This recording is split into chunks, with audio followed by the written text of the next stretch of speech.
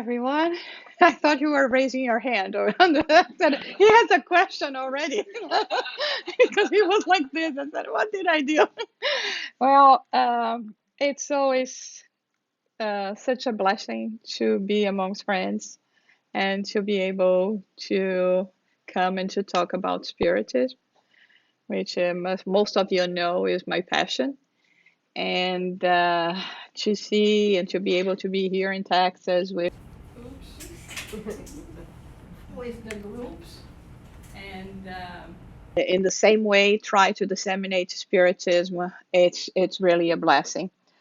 We are at the beginning of the year, it's quite normal for all of us to start thinking, about the New Year's resolution, to start making an assessment of what we have done in the past year, and what are our plans for this year.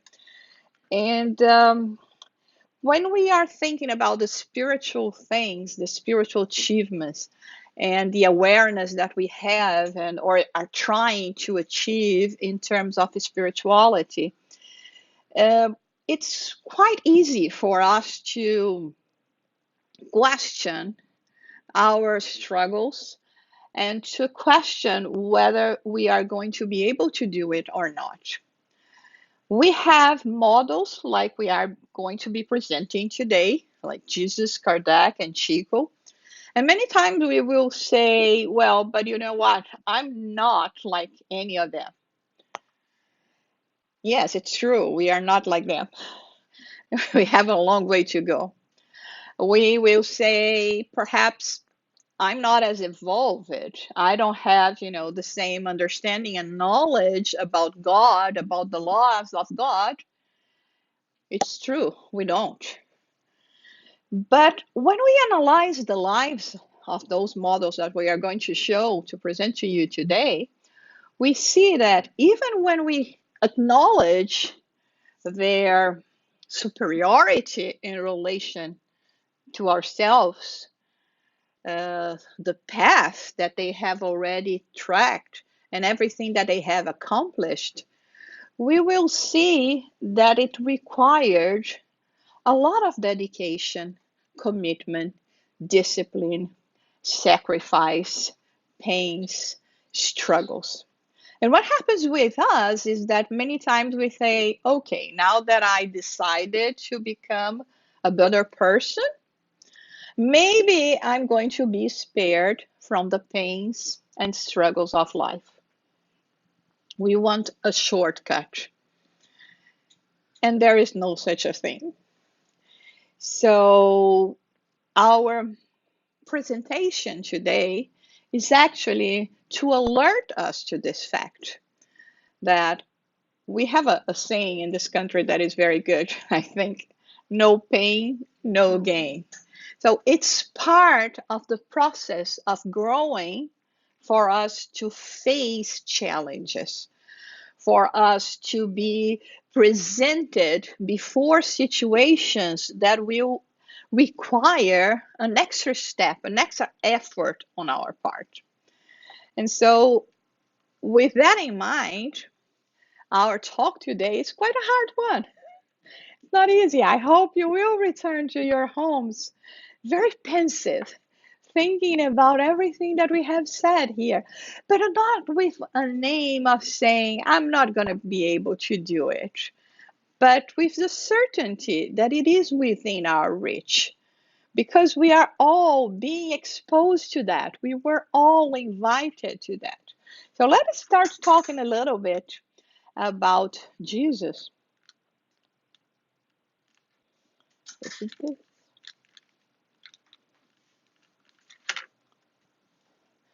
It's not working.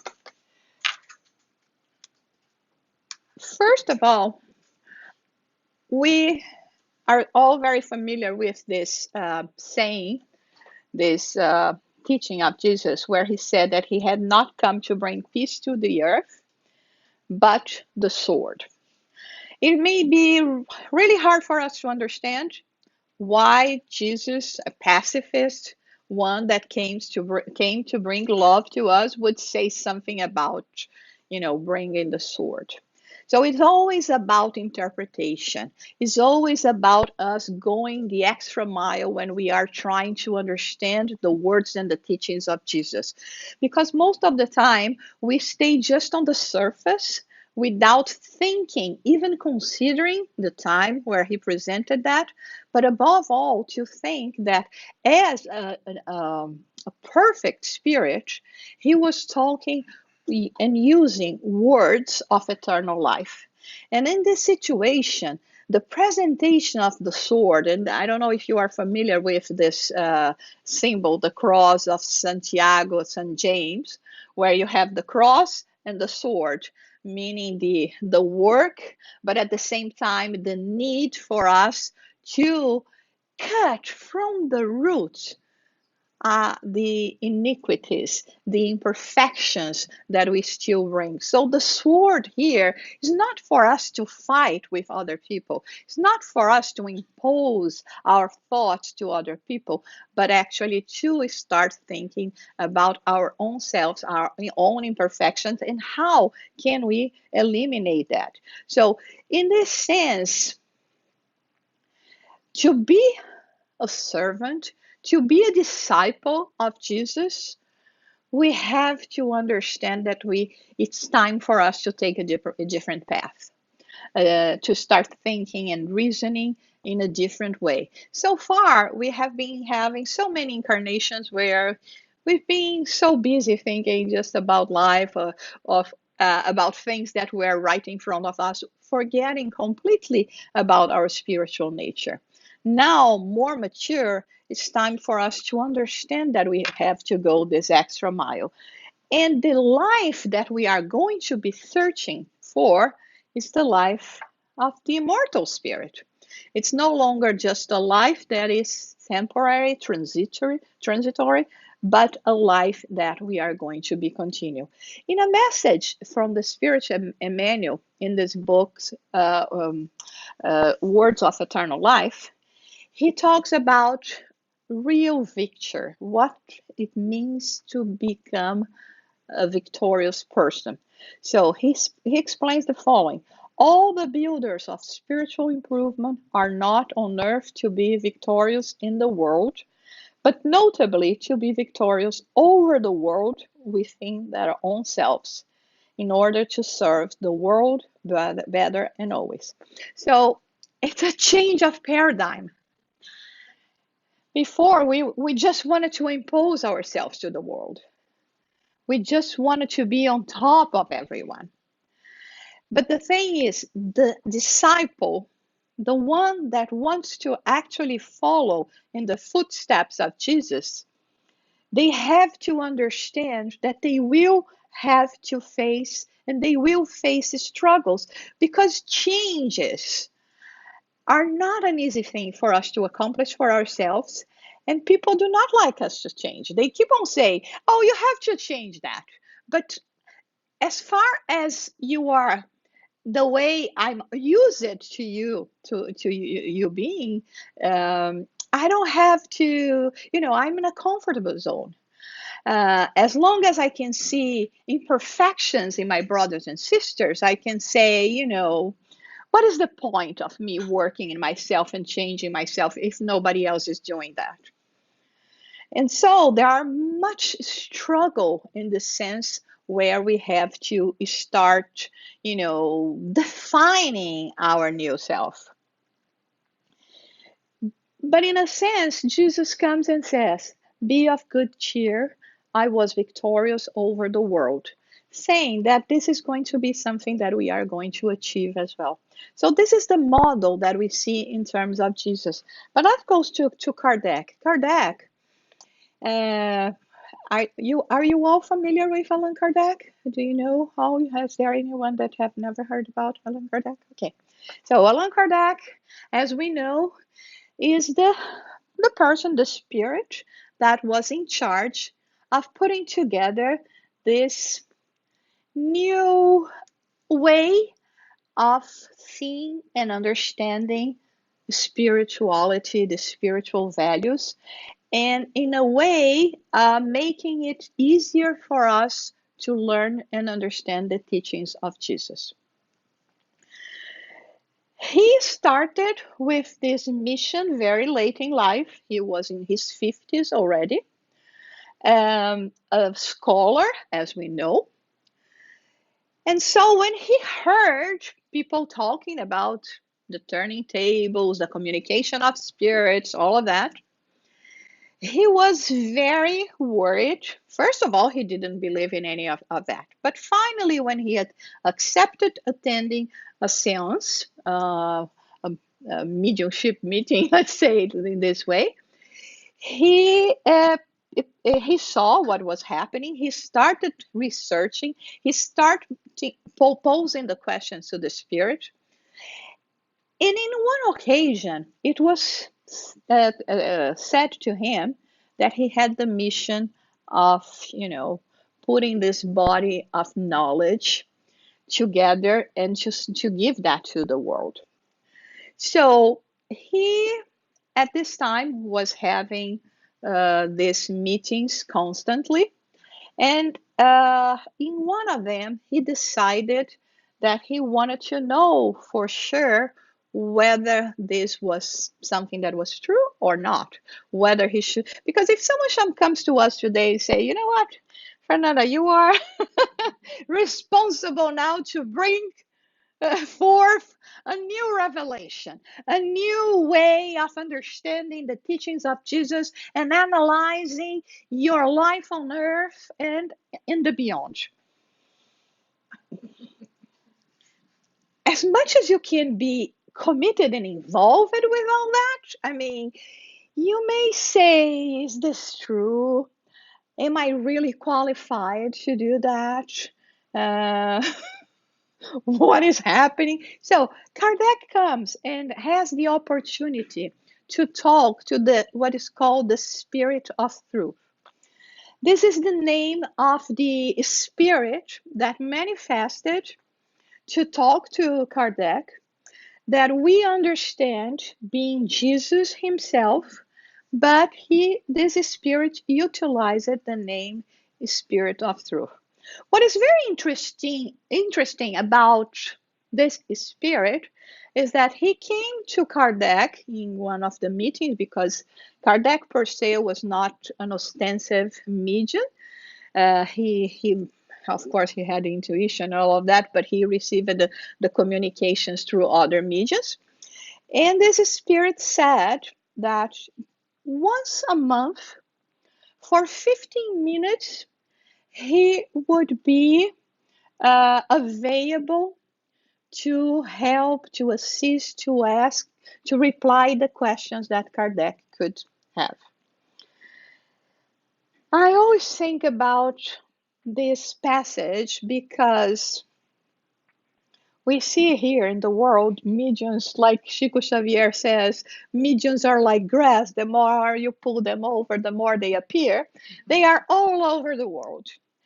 And those mediums, they talk to each and every one. They have private and long conversations with angels, archangels, Jesus, Mary. And here we are seeing this spirit that we call Jesus saying, I can come and talk to you, you that is a missionary, that is going to bring a new revelation to the world, that will tear the veil that has been hidden my knowledge, the understanding of my knowledge forever and ever. But I will give you just 15 minutes of my time.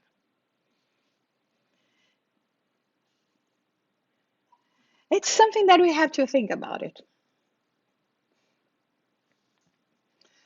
The highly evolved spirits, they are very busy, very short. They don't need an hour to give a talk to tire the audience.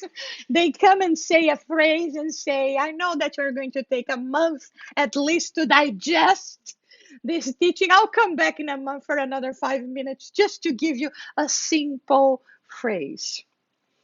And then this is the spirit that came to talk to Kardec, and Kardec, of course, asked him if this was not a trial for his self-esteem. And the Spirit of Truth replied, I can confirm what you were told, but I recommend you much discretion if you would like to succeed. If it was us, we would be, hey, I was assigned and I was appointed so and so. I'm doing, I'm better than everyone. So, no. And then Kardec, he explains to Kardec, do not forget that you can succeed, but you can also fail. In the latter case, someone else would replace you as God's designs never rests on the head of a single individual. Never speak, though, of your mission. It would be the path to failure. What, even if someone comes to us and says, oh, you know what, you have a mission. Okay. Okay. Uh, but a mission is only going to be completed when it is completed, when we do something. We may be assigned things for us to do, but if we don't do it, what have we truly accomplished? And what is interesting here as well is that when we are talking about the great plans for humanity, it doesn't rest only in the hands of few individuals or one single individual. First of all, because this is not the law of God. The law of God says that we live and need society. We have a diversity of talents. We need one another to grow up and to build things. We need the expertise of one another. So in this case, for instance, Kardec may be the person that was there, codifying, putting all together, using his mind. But he needed all the people that were there in the meetings, in the seances. He needed all the mediums. He needed his wife that was actually his right and left arm in the whole work of the codification. So it's very important for us to think about that. And then the spirit of truth continues saying, the mission can only be achieved by the work accomplished, and you haven't done anything yet. If you succeeded, sooner or later humans will recognize you, as it is by the fruits that we identify the quality of the truth. In everything that we do in life, many times, the only way that these people are recognized most of the time is after they are dead. It's because then, when we are deprived of the inferior personality traits that we still have, of envy and jealousy and other things, now that the person is no longer the object of, any kind of competition to us, is when we are actually going to access the work that they do, is most of the times when we recognize them. And he goes on, Kardec questioning, in this case, I ask for you and the good spirit's assistance, helping and supporting me on the task ahead. Let's pay attention now at the answer the Spirit of Truth is going to give to Kardec. You will never lack our assistance, but it will be useless if on your side you fail to do what's needed. You have your free will that you can use as you please. No human is forced to do anything. Many times when we pray, we think that God has not answered our prayers. Is it true, or is it what the spirits are saying here? We have answered your prayers. We are sending assistance and all the help that you need. But are you using the resources we are giving you? Are you paying attention at the resources we are giving you? Are you using your free will to exercise and whatever you have to do and to put all of that together? So in this case, the Spirit of Truth says, of course we are going to be giving that. But what point is for me to give you something if you're not going to use this? It's no longer on our hands, on our side, but on your side to do something. So Kardec asks, what could cause my failure? Would it be my lack of capacity? No, but the mission of reformers is full of choices and dangers. I warn you that yours is rough, because it is designed to unsettle and transform the whole world. So, in this sense, we cannot imagine that when we are talking about the work and the planning of the highly evolved spirits, that they are going to assign a mission to someone that is not capable of performing it. So he was capable. He had all the requirements to fulfill the mission. Whether he was going to be able to do it, whether he was going to get distracted, then it was up to Kardec to do that. So do not suppose that it will be enough to publish one book, two books, 10 books, and then rest peacefully at home. I think many of us says, you know what, I go to the Spiritist Center twice a week. So the other 5 days I can just do nothing. I can just be myself and continue doing what I used to do all my other lives. And this 2 days is like, we cheat on our diet, right? I can eat the weekend and then, during the week I will control myself. And what's interesting is because for those who are familiar, there is a conversation with the Spirit Emmanuel and Chico Xavier about exactly publications of book.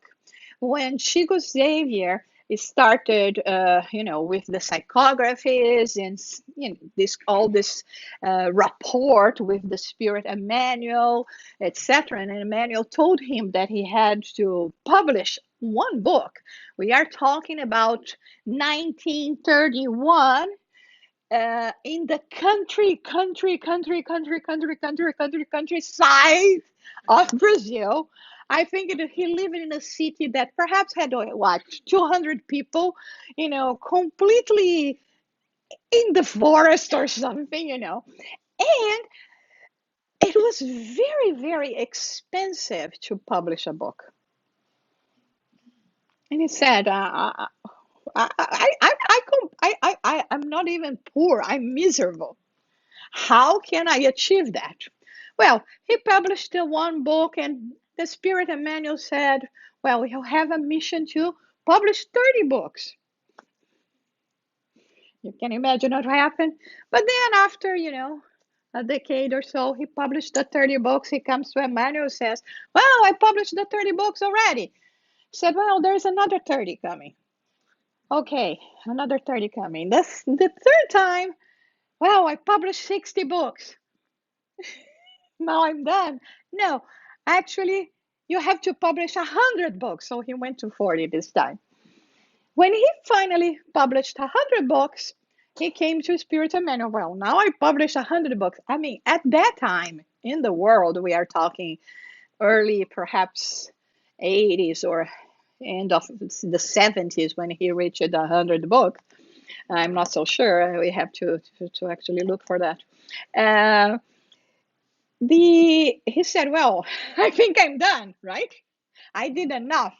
And the Spirit Emmanuel told him, well, now it's your choice. Either you continue doing that, or the organizers, the spirit organizers of life, we will have to review your case, and perhaps we will revoke your license to continue living on Earth. It's your choice. Like, we're not going to renew your visa to remain on Earth. And of course, he continues and leave it up to 92. But what is interesting is, it comes from the same school. Like, don't think that you're going to publish 1, 2, 10 and be resting at home. It's the same thing for us.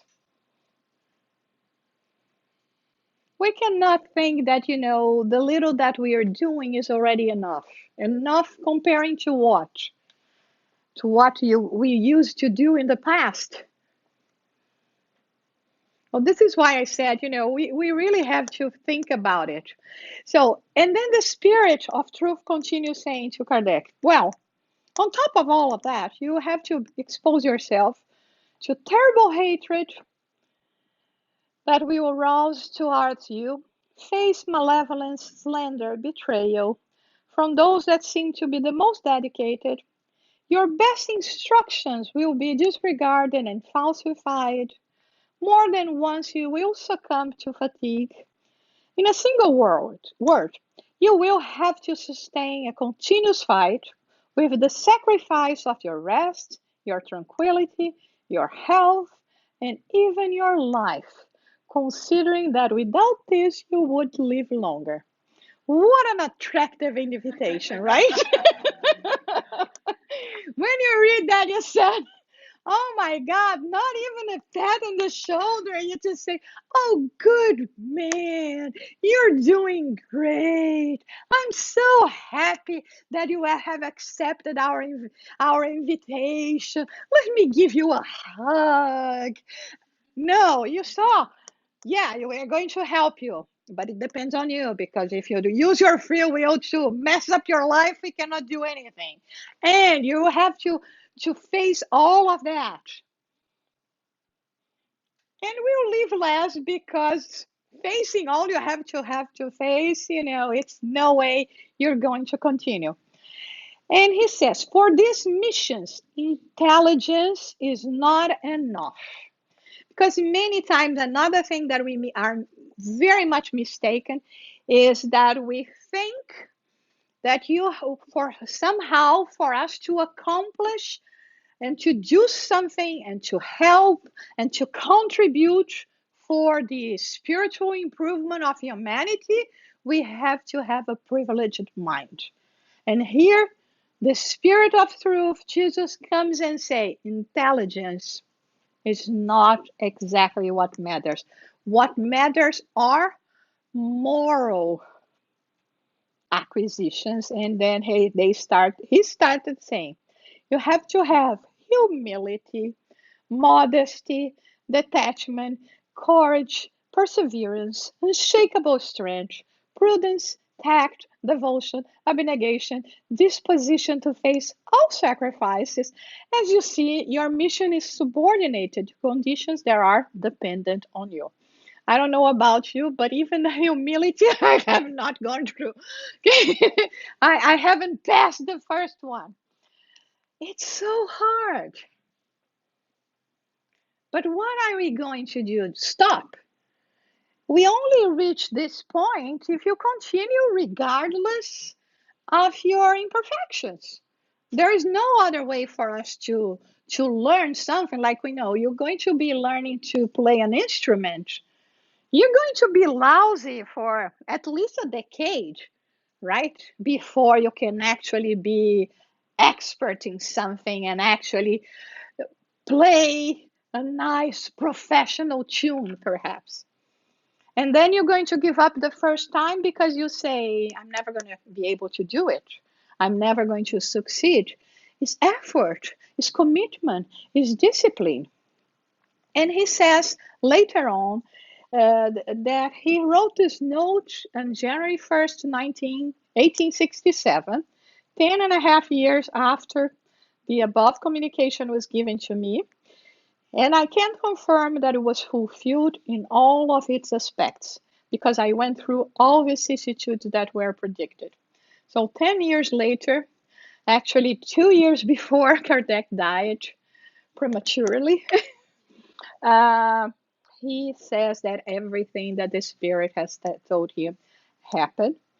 He was fighting against hatred of fierce enemies with injury, slander, envy, jealousies, everything that the Spirit was actually confirming that happened to him. But then he says something that is quite interesting, that besides this, that the Paris of Society also had attacked him, and that he really saw compromised his rest, his health, and all of this, that finally he says that there was one part of those predictions that the Spirit has not actually told him during that occasion. And this, sorry, let me go there, is that he was receiving so much support and all the blessings that his work has given to him.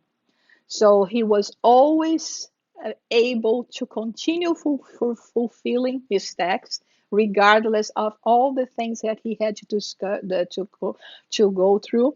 He never felt any kind of discouragement, and despite all the vicissitudes, he saw that the work was growing, the compensations that he had received, the suicides that were prevented, the enlightenment that it was brought to the world, and it is representing blessings, proofs of real sympathy that he received for so many afflicted.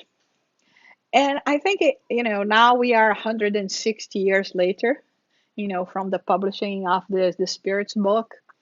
And let's think about ourselves. I don't know about yourselves, but in my case, I have so much to be thankful for the Spiritist doctrine, for Spiritism, for everything that I have learned. There are times in life that without this understanding, without the understanding that we are immortal spirits, that we have all these benefactors helping us, that we are actually going through these challenges, struggles, and difficulties, but all of that have a reason for being, that everything is related also to the law of action and reaction, that I was not singled out by God to experience and to go through things. There are certain things in life. It gives me hope, it gives me strength, and it gives me the certainty that this is just a temporary situation, and that, like many others that I have already faced in my life, I don't need to, I will overcome them, and a new dawn will come. So it gives us a purpose. It gives us the understanding. So I, for one, can say thank you so much, Kardec, because if it was not for Spiritism, I don't even know if I was going to be still living in this world. I mean, it's so hard, it's so difficult for us to be here sometimes, right? So those are the kind of testimonials that Kardec received. Letters and letters and letters. I don't know if you had the chance of watching the movie of Kardec that is now on Netflix. And one of the scenes that impacted me most was to see the correspondence of Kardec. He used it to reply to all of that. And remember, it was by hand.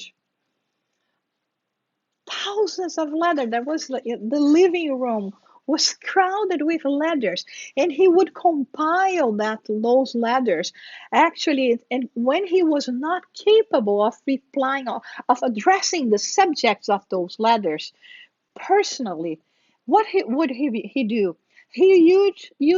Would use the Spiritist Review that we already have 5 of the 12 translated into English to address the subject of those letters. And those are, literature that we barely pay attention to and bring incredible knowledge to us. So he says, this outcome was not announced to me by the Spirit of Truth, that without a doubt intentionally showed me just the difficulties of the path. How ungrateful of me would be here to be here complaining. And I think for us as well, it's the same, right? Like we say, okay, life happens, but thank God it happens with the support of Spiritism, of what we have, of what we understand. And knowing that we don't have to go through this burden alone is such a blessing. And with the understanding, I can only imagine sometimes people that do not have that, do not have this kind of understanding. So let's talk a little bit about Chico Xavier. And I don't know if you know, but Chico Xavier, he came to the US 2 years in a row in 1965 and 1966. So for those who are not familiar with Chico Xavier, Francisco Cândido Xavier, Francisco Xavier, Chico Xavier, in English we say Chico Xavier. He is the most I don't know, most well-known spiritist in Brazil, actually the one that was able to disseminate largely spiritism, mainly because of his silent voice, because he was not a speaker. He just wrote, and he wrote through his mediumship. At this point, we have over 500 books. Remember the first, now it's over 500 books. And with so much knowledge and expanding even more all the knowledge and the teachings that we have in the codification, but above all, the work that he did that made him and Spiritism become worldwide acknowledged is the work of bringing letters from the beyond to those that were here suffering the loss of their beloved ones. But in a way that up to this day, no one could do what he did. I mean, the writing would be the same. He would be able to write from the other way around. You had to read looking in a mirror in so many different languages, including Hebrew, that he never learned. Remember, we are talking about a family that lived under the poverty line, and he barely had primary school. So all of that. And so he came to the US. He visited with people that were start forming a spiritist center here. He published one book here that he received with communication in English, others that he gives us guidelines how to behave when we are in other lands. And so all this work of translation is started. And today, thank God, we have over 100 books.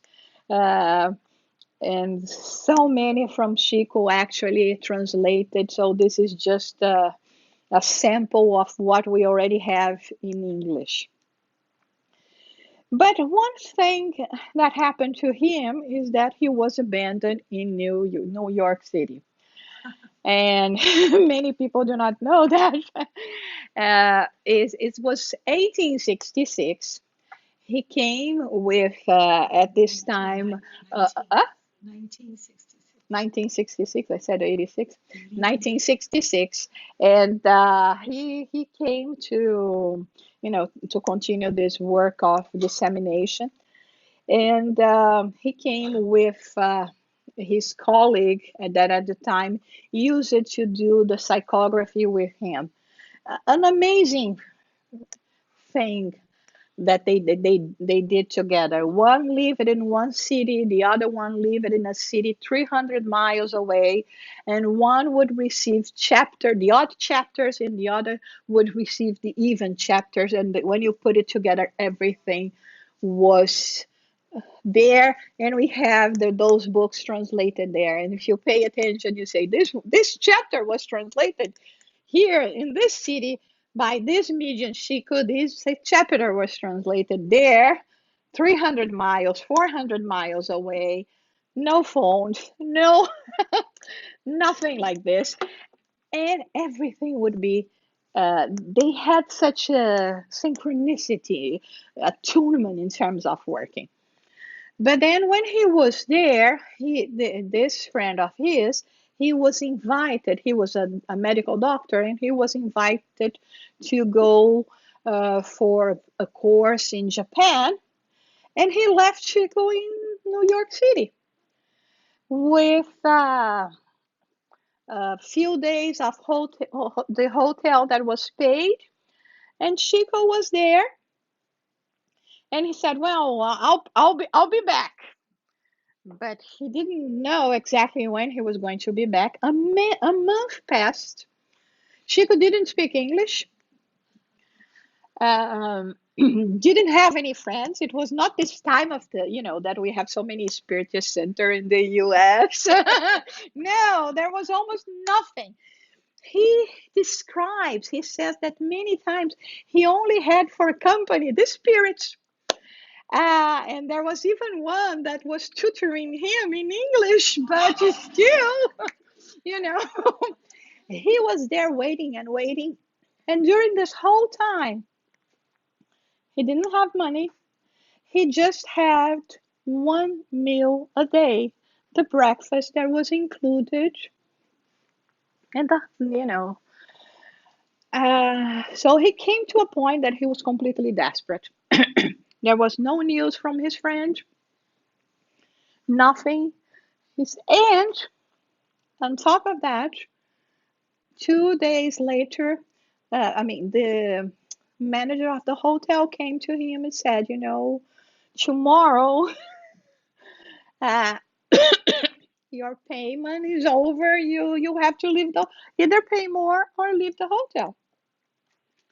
So he was in complete despair. He went to the streets, started walking, and he was on Fifth Avenue. That was not glamorous as it is today.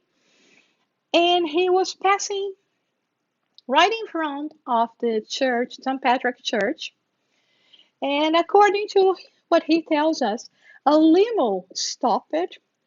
A very elegant woman came out of this limo, called him, and started talking to him. And I think thanks to his mediumship, he understood everything and he could communicate with this woman. And this woman told him, 20 years ago, I made a promise because I needed 3 things to happen in my life. And I made a promise that if those things happen, I would go and help the most needed person that I would see. And he said, yeah, it's me. And he said, this morning, all these 3 wishes were accomplished at once. After 20 years, you're waiting for 3 things. That morning, the 3 of them happened. And I came and I look at you, and how can I help you? And then she could start telling her about his struggle, his ordeal. So first of all, she took him to have lunch. And he said that he had never ate so well in his life. Which sometimes I joke because they say, he's from Minas Gerais and the food there is quite delicious, but, in a month living out of just a breakfast. And then she went with him to the hotel and paid for another month for him to stay at the hotel with 3 meals a day. So now he was a millionaire. But his friend was not returning. There was no point for him to stay there. He didn't know what to do until he came to a point that he went to the manager, said, listen, would it be possible for me to exchange some of, use some of this money to, instead of, being to pay for my stay in the hotel, to make a call to Brazil? Because at those times, to call abroad was a fortune. And so the manager said, okay. And he called someone in Brazil. And immediately people sent him, the ticket for him, and he returned. But, all of that to say that we have this fantasy that those missionaries somehow, okay, we know about their lives. We know about the struggles. Oh, but they are strong. They can cope with that. It's not true. They go through so much. They suffer so much. And why can we not do the same? So he had eyesight problems. He was barely, almost blind, and he wrote 500 books. And so he came to Emmanuel, that was, as you know, it was is his spiritual mentor. And Emmanuel said, "Oh, it's in Portuguese there. Have serenity. You are under the care of spiritual benefactors and assisted by caring doctors and friends." And Chico said, "Do you mean to say that I need to treat myself, and that as a medium I cannot wait for the intervention of the spiritual plan on my behalf? Why would you receive privileges for being a medium? Being a medium does not exempt you the need to fight and suffer for your own benefit, as it is the case with all others on the physical plane." So again, many times, and there is one phrase, of course, it's not exactly like that, but the spiritual Emmanuel it normally says that, we come and say, "Oh, like, it's like we are almost trading." See what a good girl I've been lately. I've been doing this, and I helped a dog today. Actually, we rescued a dog today. We saved a dog's life. Anyway, and we go to the spiritual center, and we give assistance, and we translate, and this and that. And then the spirit Emmanuel says, Look at yourself. You've been good, considering eternity and the amount of incarnations that you already had for 5 minutes. And we already think that we can be the recipient of all the blessings. So here we see a noble spirit such as Chico, and he also had to go to those kind of struggles. I particularly think that many of the struggles that those spirits go through is actually to teach us, to say, look at me. I was completely poor. I had all sorts of struggle, minimal education, formal education. Um, he suffered from the heart, from the eyes, and so many things he had to go through. Victim of slander, but he never gave up his work and his mission. In 1939, we have to think that the mediumship of Chico Xavier is so extraordinary. We haven't heard anything that comes close to what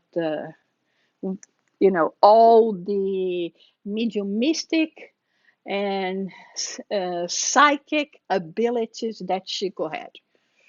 But it was completely out of this world. So scientists many times wanted to study him, and he was invited many times. And in this occasion, he was invited to go to Moscow. I don't know if you remember, but in the time of the USSR, uh, they developed a lot of psychic research. And actually, the U.S. started doing the same because they didn't want to be behind in terms of those studies of remote viewing. I actually met a professor of one university, I don't remember which one here in the U.S., that she used it to train people in remote viewing, exactly for espionage and all of that. So they offered him the equivalent to build 50 popular house. Can you imagine what this represents for someone that barely had a house? And then he comes to Emmanuel, and Emmanuel says, "You can go, but I'll stay." Emmanuel, sometimes I think we think, "Oh, I would love to have a mentor like Emmanuel, Dr. Bezerra, Joanna." But those spirits are so hard.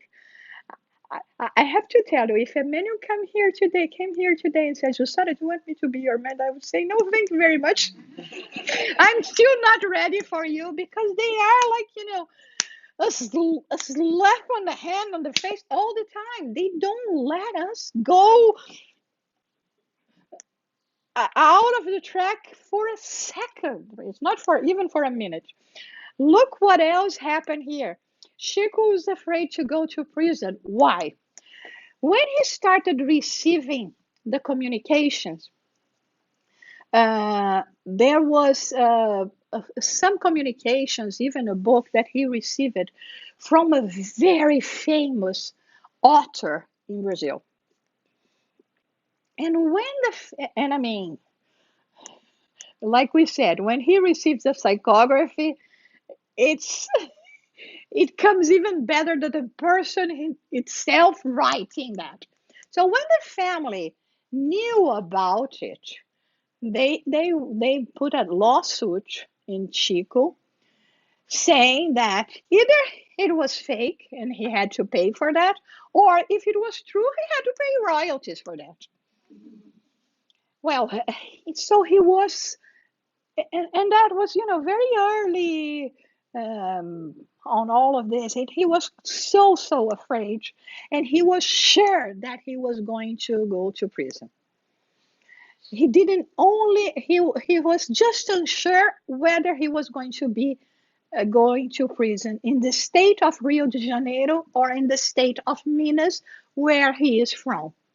And so at this point, he was praying that at least he would be in prison in this state he was born, because he said, at least people know me here. They're going to be kinder. They are going to be treating me better.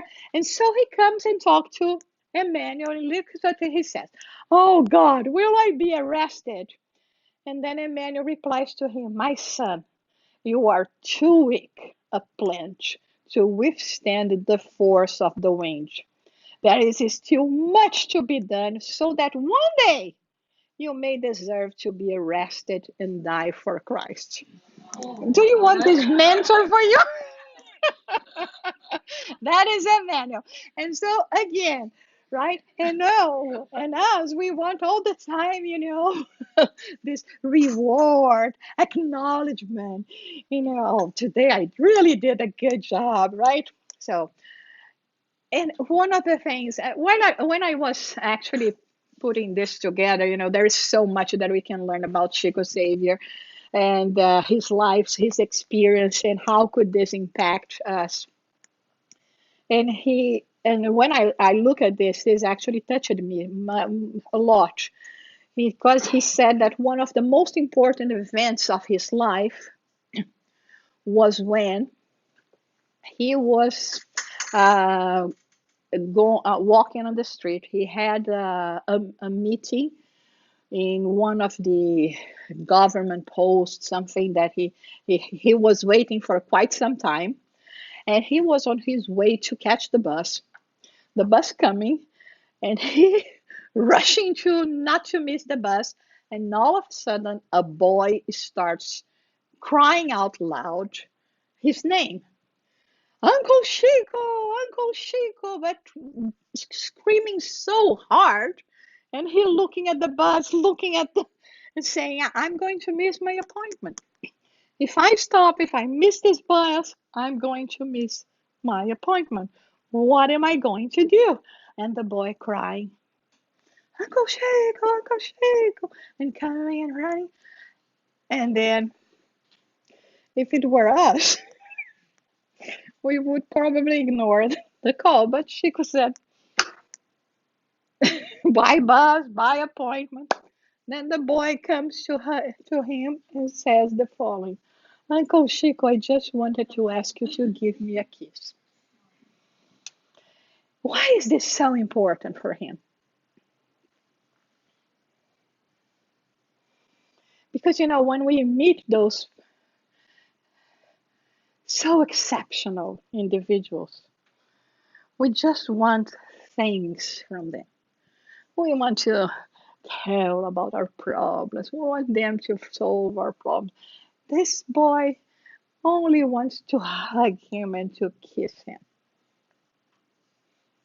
So it's I think very significant, especially when we ourselves have the opportunity of next time being perhaps before a Divaldo, that we have that long line of petitions.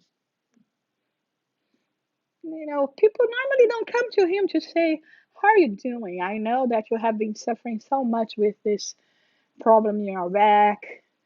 I wish I could do something, or I've been remembering you every day in my prayers. No, it's just we just ask, ask, ask. We want, and each time more. So, in terms, just for us to go to, start finalizing our presentation, they present to us two alternatives in terms of as practitioners, workers, in the name of, spiritual evolution, because it doesn't need to have the name spiritism or whatever other name we want to give, but how we can contribute. And they say that there are two different kinds of individuals or disciples. The one that will have follow the golden cross, and the other one that is will represent the straw cross. So the golden cross, of course, is the most sought after, belongs to those who want to shine, to see their names mentioned in the newspapers, to be praised by others, to be considered generous people. They want sympathy and prestige. If they participate in any institution, they desire the places of command and evidence. They want positions and titles, but not necessarily to work. The straw belongs to those who work in silence. They fight and walk in humility with the certainty that regardless of how much they do, they could do more. They do not allow their triumphs to feed their pride, but rather use them as motivation, always seeking protection through prayer and vigilance. They are aware of the responsibility they assume when they responded to Jesus' call. So this is us. We are in this position now. We have been called, we have been given the opportunity once again to decide what way our spirit is going to take. Like the Spirit of Truth told to Kardec, regardless of the protection, regardless of how much we can be nourished by others, by the institutions, the final decision is ours. The free will is ours. Do we need to do great things that everyone is going to see or to pay attention to? Not necessarily. We can do so much with so little. I mean, if we prayed every night, actually, sincerely, for the enlightenment of humanity, for our enlightenment, perhaps would be good enough.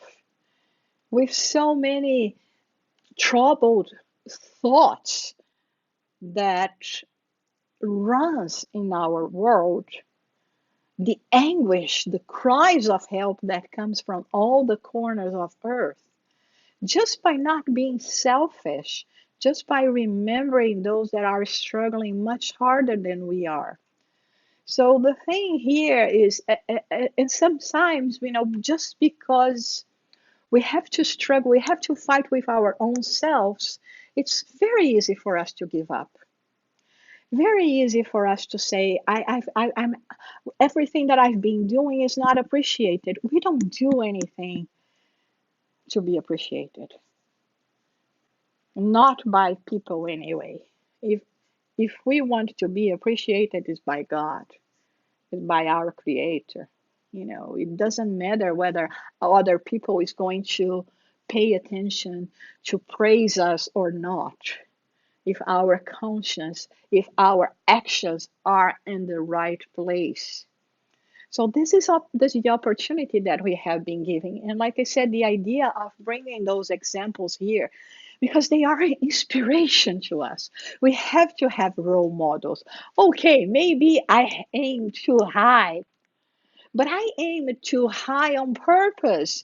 Just to say, we are talking here about the categories of spirit that we are very far from reaching, But if those categories of spirit, they go and they face those struggles, but above all, they have the love for God and the love for humanity, for their brothers and sisters in practicing the golden rule, what else can we aim for? It doesn't matter if our contribution is a small contribution. This is what builds grandeur, starting small, baby steps. So, whatever we are doing, what is right, what we already know, our conscience and everything that we have been studying already tells us that is what is right. We have to ignore the voices of the world, especially those that want us to stay behind. Because you know what? Misery loves company. When you evolve, it gives me the obligation to evolve as well. Because before it was very easy to say, no one is doing that. It's impossible to be done until someone does. So if someone do something, no longer impossible. And I have the obligation to do it as well. And we are facing, this transition. And it's not the transition of the world, it's the transition of ourselves. The good thing about all of that is that we do not need to do that alone. And nowadays, we are not the only ones doing that. I started being, in the Spiritism very young.